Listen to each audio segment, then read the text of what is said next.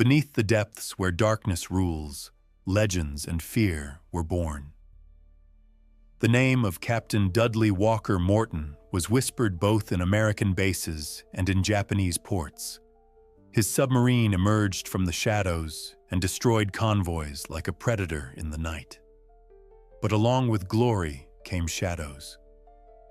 He made a choice that forever changed his fate and the fate of hundreds of people.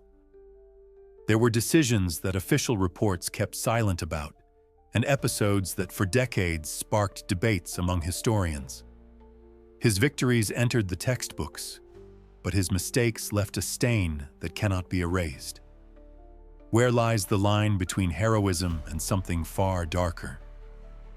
Why did his name become a symbol not only of triumph, but also of tragedy?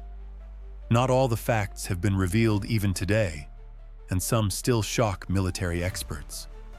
The most terrifying part of this story is that certain secrets went with him to the bottom of the ocean. Don't forget to like, leave a comment, and subscribe. You are not here by accident. Born on July 17, 1907, in Owensboro, Kentucky, Dudley Walker Morton seemed destined for a life far removed from the sea. The son of William Dix Morton, young Dudley grew up in the heartland of America, where rivers flowed gently and the nearest ocean lay hundreds of miles away. His family later moved to Miami, Florida, where the sight of endless blue horizons first captured his imagination. At Miami High School, Morton displayed the physical prowess and competitive drive that would later define his military career. Standing tall with broad shoulders and an easy grin, he commanded attention wherever he went. In 1926, Morton entered the United States Naval Academy at Annapolis, carrying with him the dreams of a young man eager to serve his country. His classmates quickly dubbed him with nicknames that would follow him throughout his career. Some called him Dud, others Mushmouth, but most settled on Mush, a moniker that seemed to capture both his easygoing personality and his tendency to speak with passionate intensity when discussing subjects close to his heart. At the academy, Morton threw himself into athletics with characteristic vigor. He spent 4 years on both the varsity football team and wrestling squad, developing not just physical strength, but the mental toughness that would prove invaluable in the claustrophobic world of submarine warfare. The young midshipman stood out among his peers for reasons beyond athletic prowess. Instructors noted his natural leadership qualities and his ability to remain calm under pressure.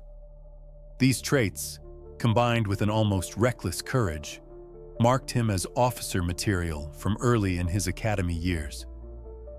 Fellow midshipmen remembered Morton as someone who never backed down from a challenge, whether on the wrestling mat or in heated discussions about naval strategy. He possessed an infectious enthusiasm that drew others to him, a quality that would later prove essential in maintaining morale during the darkest moments of underwater combat. When Morton graduated and received his commission as ensign on June 5, 1930, the United States Navy gained an officer whose unconventional thinking would eventually revolutionize submarine warfare in the Pacific. However, his path to that revolutionary role would take more than a decade of careful preparation and gradual advancement through the naval ranks. Morton's first assignment took him aboard the USS Saratoga, bound for the West Coast, where he would begin his true education in naval warfare. The massive aircraft carrier provided an excellent platform for a young officer to learn the complexities of naval operations. But Morton found himself drawn to something more intimate and challenging. The surface fleet, with its massive crews and conventional tactics, felt too predictable for his restless spirit. He craved something that would test his abilities in ways the regular Navy could not. During his early years of service, Morton served on various vessels, steadily building his reputation as a competent and reliable officer. His superiors consistently noted his ability to think independently and his willingness to take calculated risks when the situation demanded it. These qualities, while valuable in any naval officer, would prove absolutely essential in the specialized world of submarine operations, where split-second decisions could mean the difference between a successful mission and catastrophic failure. The transition from surface vessels to submarines represented a dramatic shift in Morton's career trajectory. Submarine duty in the 1930s required a special breed of sailor. The boats were cramped, dangerous, and technologically primitive by later standards. The air grew stale quickly, mechanical failures were common, and the psychological pressure of operating beneath the surface took a heavy toll on even the most mentally robust crew members. Many promising officers found submarine duty unbearable and requested transfers back to surface ships. Morton, however, thrived in this challenging environment. The rigorous training program for submarine officers pushed Morton to his limits and beyond. He learned to navigate by dead reckoning in complete darkness, to calculate torpedo-firing solutions under extreme pressure, and to maintain discipline and morale among men living in conditions that would drive claustrophobic individuals to madness. The psychological aspects of submarine warfare fascinated Morton perhaps more than the technical challenges. He began to understand that success beneath the waves required not just tactical brilliance, but the ability to forge his crew into a cohesive unit capable of functioning as extensions of his own will. As Morton advanced through the submarine ranks, his superiors began to take notice of his unconventional approach to underwater warfare. While most submarine commanders of the era preferred cautious, methodical tactics designed to minimize risk, Morton advocated for aggressive, direct action. He argued that submarines could be used not just as scouts and commerce raiders, but as true weapons of war capable of bringing the fight directly to enemy waters. This philosophy would later transform him from a competent submarine officer into a legendary figure whose tactics would be studied and debated for generations.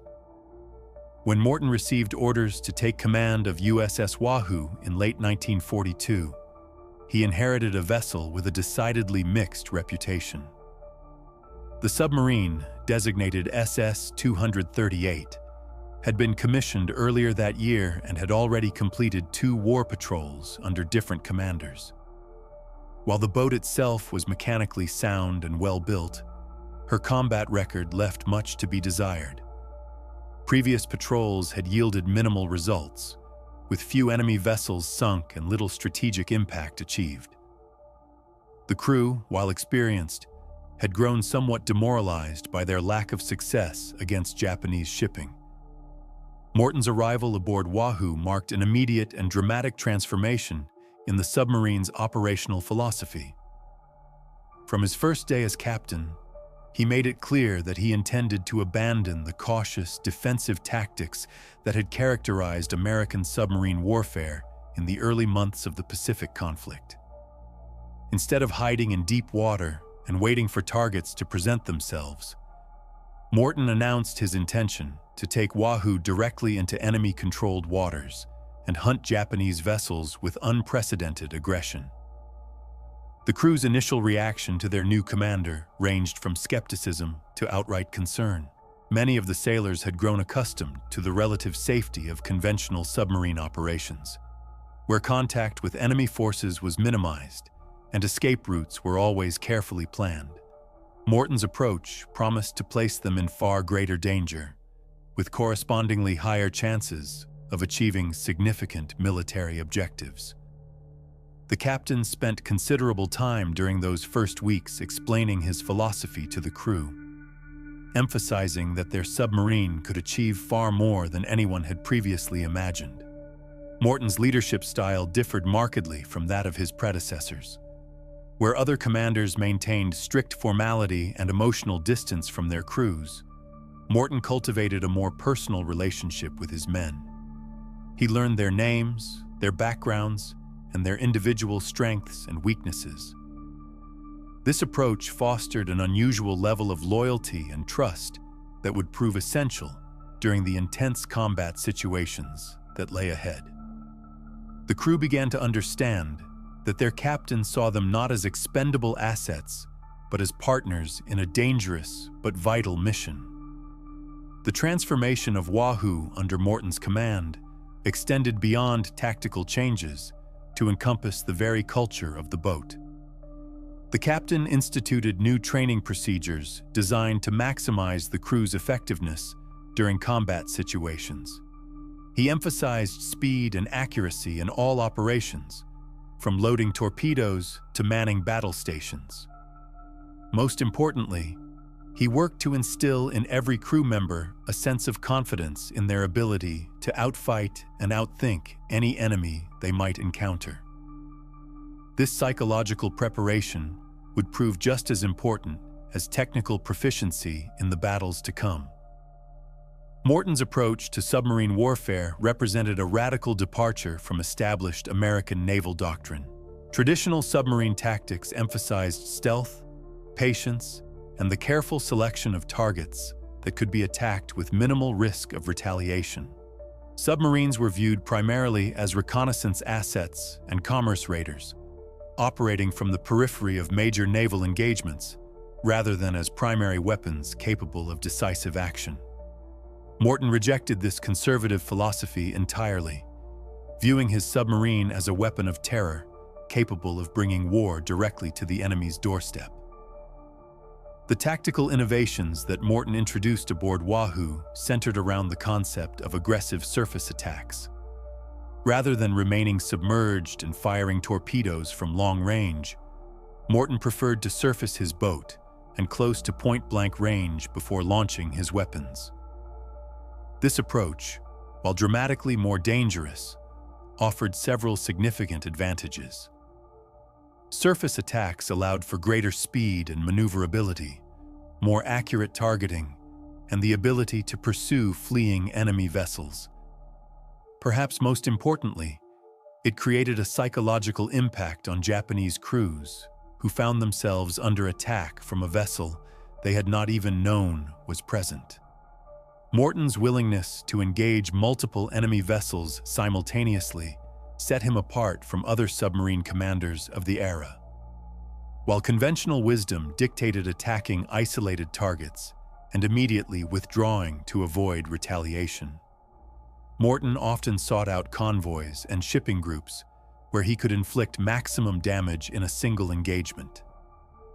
His philosophy held that the psychological impact of sinking multiple vessels in a short period would have strategic value beyond the immediate tactical results. Japanese shipping would be disrupted not just by the physical losses, but by the fear that any voyage might encounter the dreaded American submarine. The results of Morton's new approach became apparent almost immediately after he assumed command of Wahoo. During his first patrol as captain, the submarine's kill rate increased dramatically compared to previous missions. Where earlier patrols had struggled to sink even a single enemy vessel, Morton's Wahoo regularly returned to port with claims of multiple confirmed kills. The crew's morale soared as they began to see concrete results from their dangerous work, and word of their success began to spread throughout the submarine force. These early victories also revealed Morton's gift for improvisation under pressure. When conventional torpedo attacks failed to achieve desired results, he displayed remarkable creativity in finding alternative methods of engaging enemy vessels. His willingness to experiment with different tactical approaches, combined with his crew's growing confidence in his leadership, created a feedback loop of increasing effectiveness. Each successful patrol provided lessons that Morton incorporated into future operations, constantly refining his methods based on actual combat experience. The psychological impact of Morton's tactics extended beyond their immediate military effectiveness. Japanese naval commanders began to recognize that they faced a new type of threat in the Pacific waters, one that required fundamental changes in their own defensive strategies. The fear and uncertainty created by Wahoo's activities had strategic implications that went far beyond the tonnage of shipping sunk or the number of enemy vessels destroyed. On January 26, 1943, Commander Morton made a decision that would forever complicate his legacy and raise profound questions about the conduct of warfare at sea. During what began as a routine patrol in Japanese-controlled waters, Wahoo encountered the transport vessel Buyo Maru, a large ship carrying what Morton believed to be enemy troops bound for combat zones in the Pacific Theater. The initial torpedo attack proceeded according to standard procedures, with Wahoo successfully striking the target and causing severe damage that would eventually sink the vessel. What happened next transformed a conventional submarine attack into one of the most controversial incidents of the Pacific War. As Buyo Maru listed heavily and began to settle into the ocean, her crew and passengers abandoned ship in approximately 20 lifeboats. Standard naval protocol, codified in international agreements such as the Hague Convention, required that submarine commanders refrain from attacking survivors in lifeboats unless those survivors posed a direct military threat.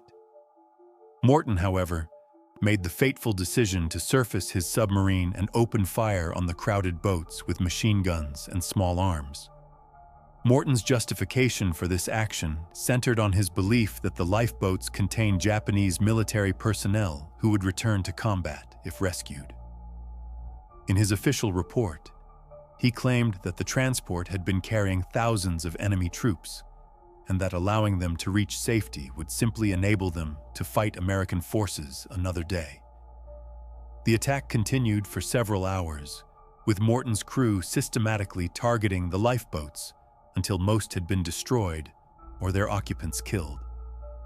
The full horror of the incident became apparent only after the war, when Allied investigators were able to piece together the true nature of Buyo Maru's cargo. While the vessel did indeed carry Japanese military personnel, it also transported 491 Allied prisoners of war, Indian soldiers who had been captured during the Japanese conquest of Southeast Asia and were being moved to forced labor camps in New Guinea. Morton's attack resulted in the deaths of 195 of these Allied POWs, men who had already suffered greatly under Japanese captivity and who died at the hands of their own allies. The psychological impact of the Buyo Maru incident on Morton and his crew remains difficult to assess. Contemporary accounts suggest that the captain genuinely believed he was conducting a legitimate military operation against enemy combatants. However, some crew members later expressed discomfort with the action, describing it as unlike anything they had experienced during their submarine service. The incident created a moral complexity that haunted discussions of Morton's legacy for decades after the war's end. Military historians continue to debate the ethical implications of Morton's decision. Supporters argue that the fog of war made accurate identification of targets impossible, and that submarine commanders operating in enemy waters had to make split-second decisions based on incomplete information. Critics contend that the systematic nature of the attack, which continued for hours rather than minutes, suggests a deliberate disregard for international law and basic humanitarian principles. The incident serves as a stark reminder of how the pressures of warfare can lead even honorable men to make decisions that haunt them for the remainder of their lives. Following the controversial Buyo Maru incident, Morton seemed determined to prove that his aggressive tactics could achieve unprecedented results in legitimate military targets. The remaining months of 1943 saw Wahoo operating at the peak of its effectiveness, with Morton leading his crew on a series of patrols that would establish him as one of the most successful submarine commanders in naval history. His willingness to take risks that other captains would consider suicidal repeatedly paid off in spectacular fashion as enemy vessels fell victim to his innovative tactics. Morton's approach to target selection during this period reflected his evolving understanding of submarine warfare's strategic potential. Rather than limiting himself to merchant vessels and isolated transports, he began actively seeking out Japanese naval combatants, including destroyers and cruisers that conventional wisdom suggested should be avoided by submarines. His reasoning was both tactically and psychologically sophisticated.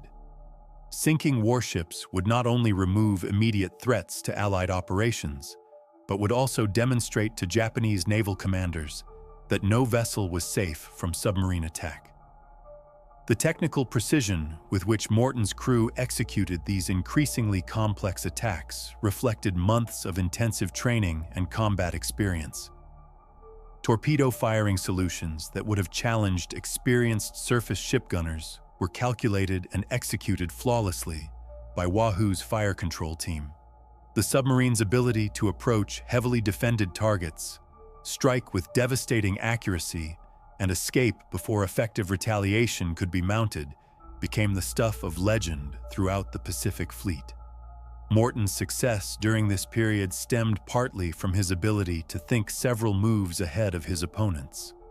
While Japanese anti-submarine tactics were becoming increasingly sophisticated, Morton consistently stayed one step ahead by varying his approaches, attack patterns, and escape routes. He studied enemy defensive measures with the intensity of a chess master, identifying weaknesses that could be exploited and patterns that could be disrupted.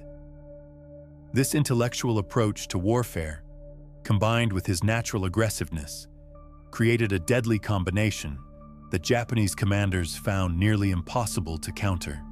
The psychological warfare aspect of Morton's operations became increasingly important as his reputation grew. Japanese merchant captains began reporting submarine contacts even when no American boats were present, disrupting shipping schedules and forcing the diversion of scarce naval resources to convoy protection. The mere possibility that Wahoo might be operating in a given area was enough to alter Japanese operational planning, giving Morton's submarine an impact far beyond its physical presence. Recognition of Morton's achievements came from the highest levels of the American naval command structure. His innovative tactics were studied and disseminated throughout the submarine force, fundamentally changing how underwater warfare was conducted in the Pacific theater. Young submarine officers requested assignment to boats commanded by captains trained in Morton's methods, hoping to learn from the master of aggressive submarine warfare. The transformation of American submarine doctrine from defensive to offensive operations owed much to the groundbreaking work that Morton and his crew accomplished during these crucial months. By October 1943, Morton had established himself as one of the most decorated and successful submarine commanders in the Pacific Fleet.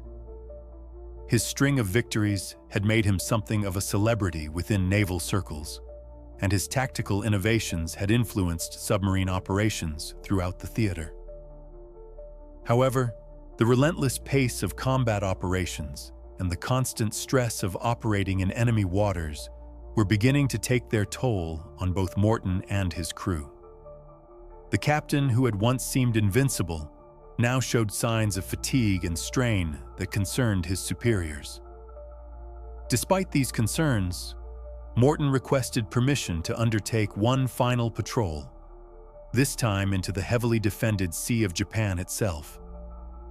This body of water, considered by the Japanese to be virtually impregnable to American submarine penetration, represented the ultimate challenge for an aggressive commander like Morton. Previous attempts by other American submarines to operate in these waters had met with limited success and heavy losses. Morton, however, believed that his proven tactics and experienced crew could succeed where others had failed. The decision to approve Morton's final mission remains controversial among military historians. Some argue that the potential intelligence value and psychological impact of successful operations in Japanese home waters justified the extreme risks involved. Others contend that Morton's previous successes had made him overconfident and that his superiors should have recognized the warning signs of combat fatigue.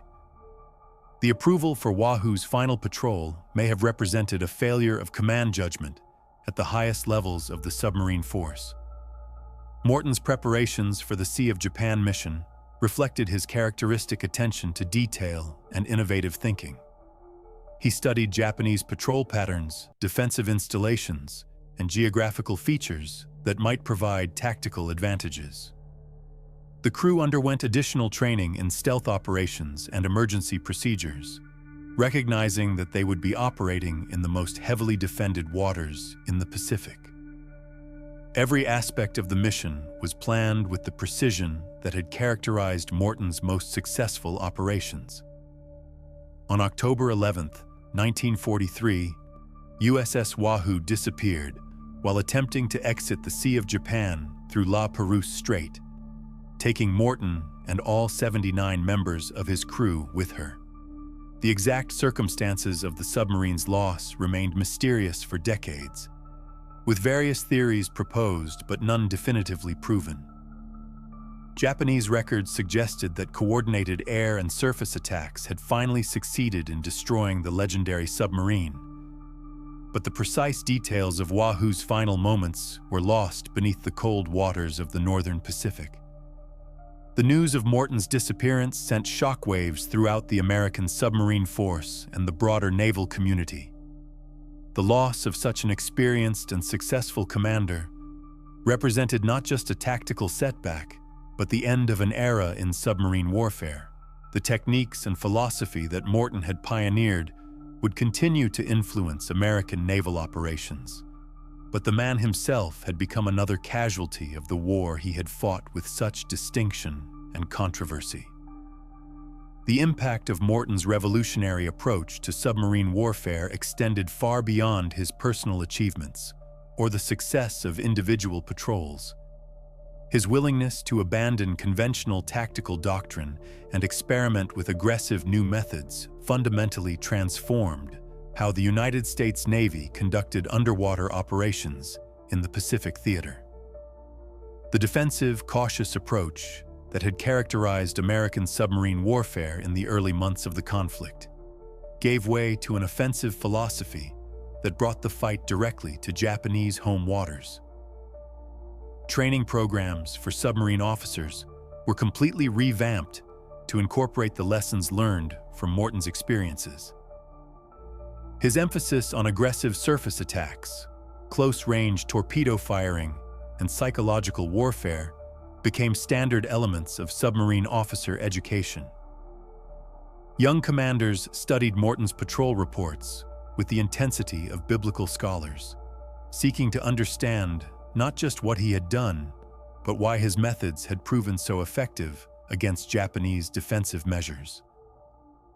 The technological innovations that emerged from Morton's operational experiences influenced submarine design and equipment for years after the war's end. His demonstrated need for improved surface firepower led to enhanced deck gun installations on later submarine classes. Communication equipment was upgraded to support the kind of coordinated attacks that Morton had pioneered. Even basic crew training procedures were modified to reflect the lessons learned from Wahoo's combat operations. Morton's influence on submarine warfare doctrine extended beyond the American Navy to Allied forces throughout the Pacific. British, Australian, and Dutch submarine commanders studied his tactics and adapted them to their own operational requirements. The aggressive philosophy that he had championed became an international standard for submarine operations in contested waters. His legacy shaped underwater warfare practices well into the Cold War era and beyond. The psychological warfare aspects of Morton's operations had strategic implications that military planners are still studying today. His ability to disrupt enemy shipping through the mere threat of his presence demonstrated the power of reputation as a weapon of war. Modern asymmetric warfare concepts owe much to the pioneering work that Morton accomplished in creating fear and uncertainty among enemy forces far beyond the physical reach of his weapons. Perhaps most importantly, Morton's career demonstrated the crucial role that individual leadership and innovation could play even within highly structured military organizations. His willingness to challenge conventional wisdom and experiment with untested tactics showed how creative thinking could overcome numerical and technological disadvantages. Military academies continue to study his career as an example of how exceptional officers can transform the conduct of warfare through force of personality and intellectual courage. The ethical questions raised by Morton's career continue to challenge military historians and moral philosophers decades after his death. His undeniable effectiveness as a combat leader must be weighed against the controversial decisions that marked his command tenure, particularly the Buyo Maru incident. These moral complexities reflect broader questions about the conduct of warfare and the responsibilities of military commanders operating under extreme pressure in life-or-death situations. Supporters of Morton's legacy argue that his aggressive tactics shortened the war and ultimately saved lives by disrupting Japanese military operations and morale. They contend that the psychological impact of his submarine's activities forced Japan to divert crucial resources to defensive operations, weakening their ability to conduct offensive campaigns against Allied forces. From this perspective, Morton's controversial decisions represent unfortunate but necessary aspects of total warfare against a ruthless enemy. Critics, however, point to the Buyo Maru incident as evidence of a commander who had lost his moral compass in pursuit of military success.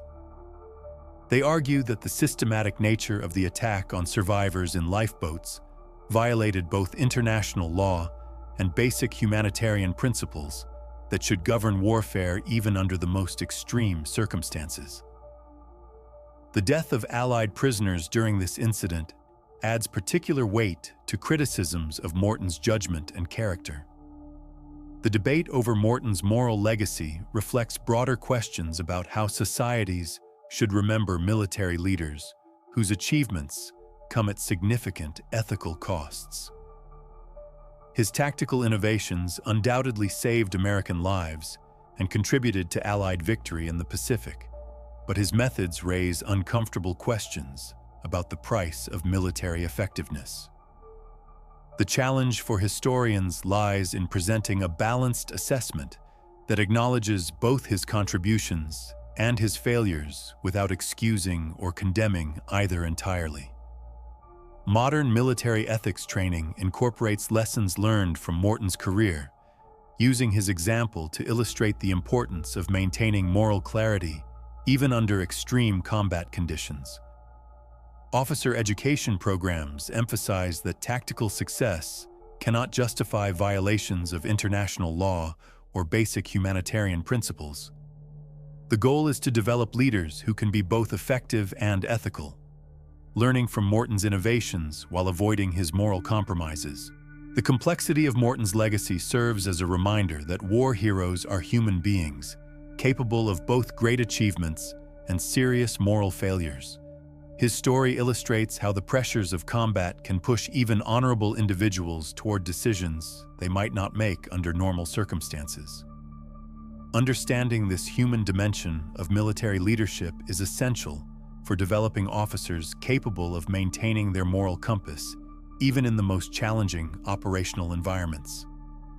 The story of Morton and USS Wahoo has captured the imagination of writers, filmmakers, and historians for generations, becoming one of the most frequently told tales of submarine warfare in the Pacific theater. Books chronicling his exploits have become classics of naval literature, inspiring countless young people to pursue careers in the submarine service. The combination of tactical brilliance, personal courage, and moral complexity that characterized his career provides rich material for exploring themes of leadership, sacrifice, and the human cost of warfare. Hollywood's treatment of Morton's story has generally emphasized his tactical innovations and personal courage, while downplaying the more controversial aspects of his career.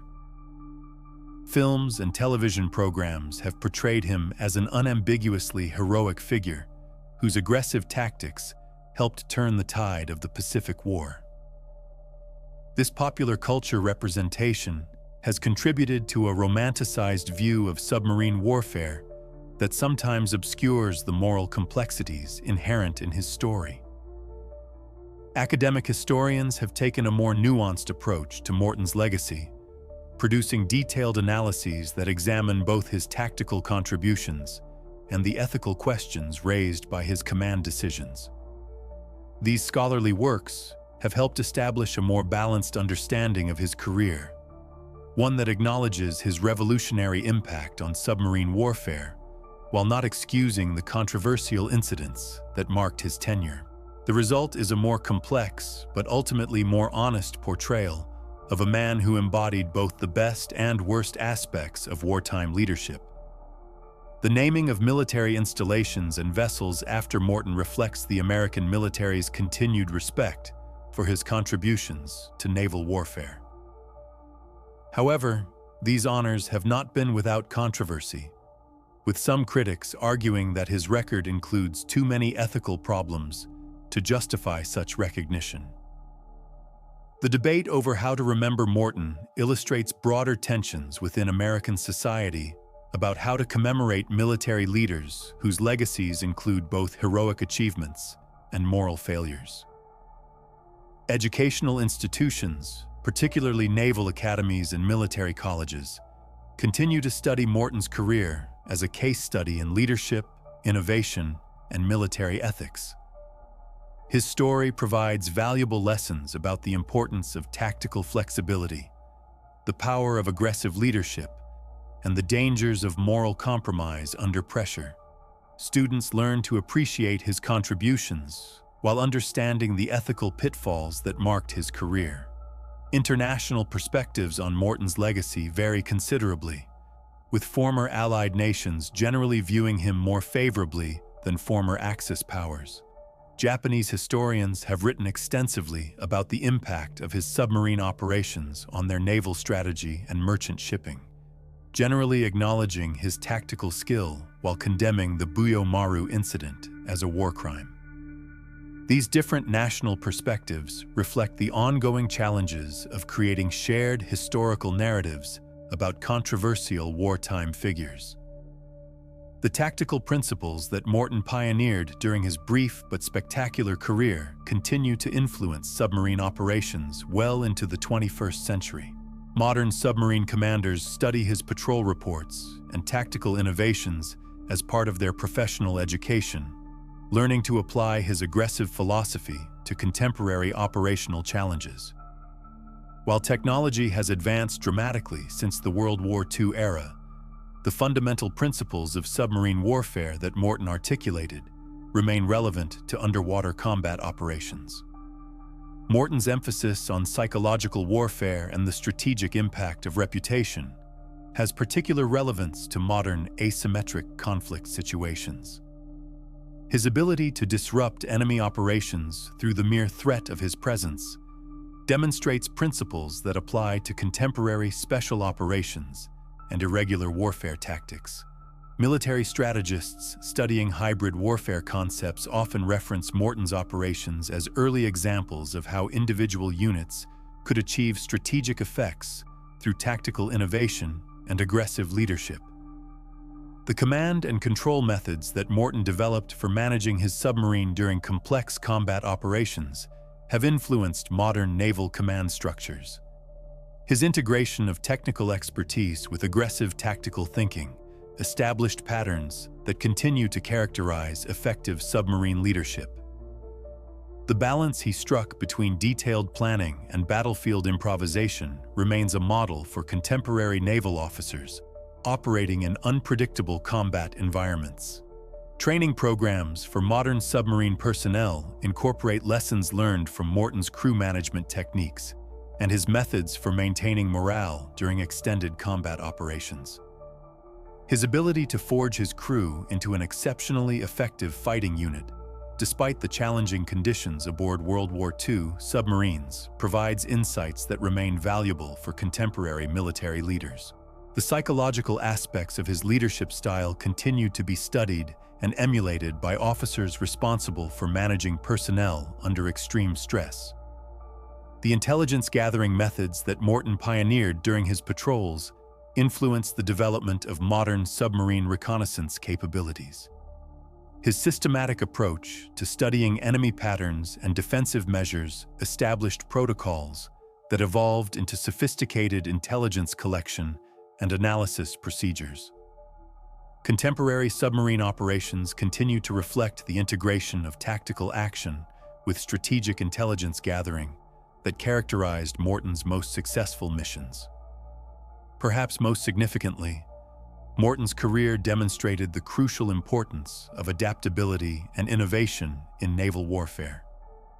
His willingness to abandon conventional tactics when they proved ineffective and to experiment with untested approaches established a tradition of intellectual flexibility that characterizes the modern submarine force.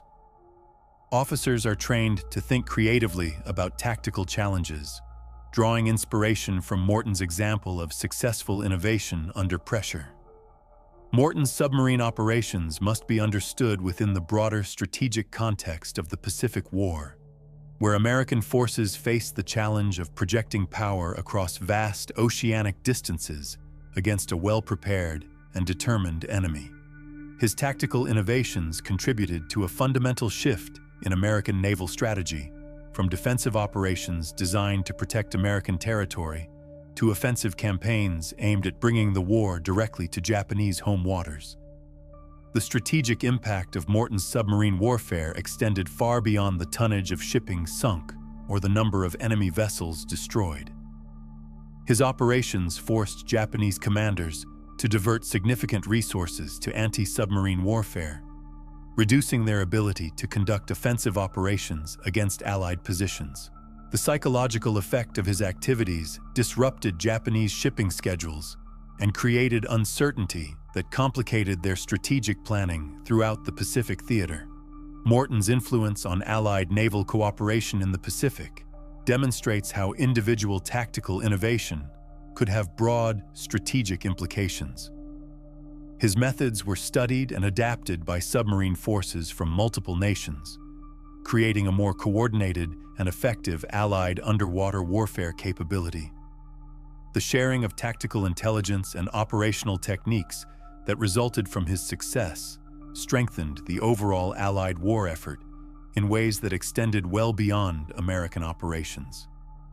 The timing of Morton's most significant achievements coincided with crucial phases of the Pacific War when American forces were transitioning from defensive to offensive operations. His submarine warfare success contributed to the broader American naval dominance that enabled major amphibious operations and strategic bombing campaigns against Japanese territory. The disruption of Japanese shipping and the psychological impact of his operations supported these larger strategic objectives in ways that military planners are still studying today. Morton's career also illustrates the important role that individual initiative and innovation could play, even within the highly structured environment of modern military organizations. His willingness to challenge conventional tactical doctrine and experiment with new approaches demonstrated how creative leadership could overcome numerical and technological disadvantages.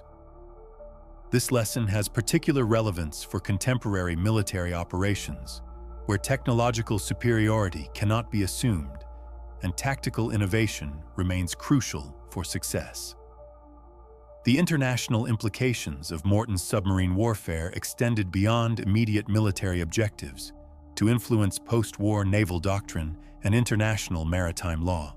His operations contributed to debates about the conduct of submarine warfare that continued long after the conflict ended, ultimately shaping international agreements governing underwater combat operations. The ethical questions raised by his career continue to inform discussions about the laws of war and the responsibilities of military commanders operating in extreme situations. Commander Dudley Morton remains one of the most complex and controversial figures in American naval history, a man whose revolutionary contributions to submarine warfare must be weighed against the moral compromises that marked his career. His legacy embodies the fundamental paradoxes inherent in military leadership during total war, where the demands of tactical effectiveness often conflict with ethical principles that govern civilized conduct. The tactical innovations that Morton pioneered transformed American submarine warfare from a defensive, cautious enterprise into an aggressive offensive capability that brought the war directly to Japanese home waters. His influence on submarine doctrine, training procedures, and operational methods extended far beyond his personal achievements, shaping underwater warfare practices for generations of naval officers. The courage, creativity, and leadership skills that characterized his command of USS Wahoo established standards of excellence that continue to inspire military professionals today. Yet the Buyo Maru incident serves as a permanent reminder of how the pressures of combat can lead even exceptional leaders toward decisions that violate both international law and basic humanitarian principles. The systematic nature of the attack on survivors in lifeboats and the subsequent discovery that Allied prisoners of war were among the victims created a moral stain on Morton's record that cannot be ignored or excused. This aspect of his career illustrates the crucial importance of maintaining ethical standards even under the most extreme operational pressures.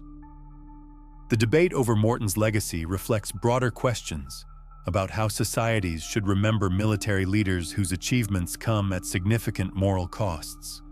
His story demonstrates that heroism and moral failure are not mutually exclusive, that the same individual can exhibit both exceptional courage and serious ethical lapses. Understanding this human dimension of military leadership is essential for developing officers capable of maintaining their moral compass while achieving tactical objectives under extreme stress. Morton's career provides valuable lessons for contemporary military leaders operating in complex operational environments where the rules of engagement may be unclear and moral choices must be made under intense pressure. His tactical innovations demonstrate the importance of intellectual flexibility and creative thinking in overcoming tactical challenges. His moral failures illustrate the dangers of losing sight of ethical principles in pursuit of military objectives. The enduring fascination with Morton's story reflects fundamental questions about the nature of leadership, courage, and moral responsibility that transcend the specific context of World War II submarine warfare. His legacy serves as both inspiration and warning, demonstrating how individual leaders can transform military organizations while illustrating the human costs of moral compromise under pressure. The challenge for military historians and ethicists lies in presenting a balanced assessment that acknowledges both his contributions and his failures without excusing or condemning either entirely. In the cold depths of the Pacific Ocean, where USS Wahoo and her crew rest eternally, the questions raised by Morton's career continue to echo through the corridors of naval academies and the pages of military history books. His story reminds us that the heroes of war are complex human beings capable of both great achievements and serious moral failures, and that understanding this complexity is essential for developing the kind of ethical leadership that democratic societies require from their military forces. The legend of Mush Morton endures not because it provides easy answers about leadership and moral courage, but because it asks the difficult questions that each generation of military leaders must answer for themselves. 70 years after USS Wahoo vanished beneath the waves of La Perouse Strait, naval historians continue to grapple with the central paradox of Dudley Morton's legacy. Was he a brilliant tactical innovator whose aggressive methods helped shorten the Pacific War and save Allied lives? Or was he a commander who crossed moral lines that should never be breached, even in the heat of total warfare? Perhaps the most honest answer is that he was both, embodying the complex reality of human nature under extreme pressure. The wreckage of USS Wahoo, discovered in Russian territorial waters in 2006, provided closure to one mystery while deepening others. Physical evidence confirmed that the submarine had been sunk by coordinated Japanese attacks, but the discovery raised new questions about Morton's final moments and whether he maintained his aggressive philosophy to the very end. The personal effects and crew remains found at the wreck site served as poignant reminders that behind every legend lie real human beings who paid the ultimate price for their service. Modern submarine commanders visiting the memorial plaques dedicated to Morton and his crew often speak of the conflicted emotions his story evokes. They admire his tactical brilliance and innovative spirit while wrestling with the moral implications of his most controversial decisions. This tension reflects the broader challenge facing military professionals who must balance effectiveness with ethics, victory with honor, and tactical success with moral integrity. The questions raised by Morton's career have no easy answers, and perhaps that is their greatest value. His story forces us to confront the uncomfortable reality that war heroes are not perfect beings, but flawed humans capable of both inspiring courage and serious moral failure. Understanding this complexity is essential for developing the kind of nuanced, ethical leadership that democratic societies require from their military forces. In the end, the legend of Mush Morton serves as both inspiration and cautionary tale, reminding us that the greatest victories may come at the cost of our highest principles, and that the price of such victories must be carefully weighed by each generation of leaders. The questions he left behind continue to challenge military professionals, historians, and ethicists who seek to understand the delicate balance between tactical effectiveness and moral responsibility in the crucible of warfare. The Pacific Ocean keeps its secrets well, but the lessons of USS Wahoo and her controversial commander continue to surface in naval academies, ethics classrooms, and wherever military professionals gather to discuss the eternal challenges of leadership under fire. Perhaps that is Morton's truest legacy, not the ships he sank or the tactics he pioneered, but the difficult questions he left behind for future generations to answer.